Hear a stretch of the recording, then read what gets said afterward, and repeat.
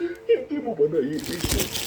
Sabihin mo, hindi ka rin nagkakasala kung hinahayaan mo gumawa ng masama ang isang tao. Kung may pagkakataon ka namang pigilan yun. Ano bang ibig mong sabihin? Alam kong sapat ka sa iyong relihiyon. Kaya huwag kang mag-alala. Hindi kita hahayaang gumawa ng masama sa sarili mong mga kamay. Lumipas ang isang iglap ng katahimikan at malamig na simoy ng hangin.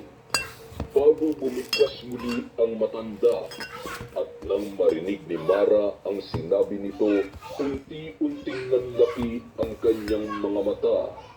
Para siyang natuyuan ng dugo. Nang sumunod na araw, may kumatok sa pinto ni Patrick. Nakakulot noo yun. Wala naman siyang inaasahang bisita. Pagbukas niya, ay gulat siyang napatigil. Mara, anong ginagawa mo rito? Wala. Nangungumusta lang. Anong nangungumusta? Imposible. Ano na naman to?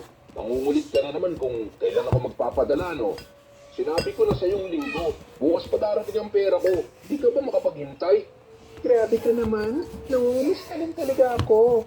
Saka huwag ka mag-alala. Hindi na ako hihingi ng sustento sa'yo. Pwede mo na. Pagkatapos nito, hindi na kita tutulungin. Huling beses na to. Sana, pagbigyan mo ako. Hoy, ano ka ha? Baka pagpasok mo rito, bigla mo akong sakta.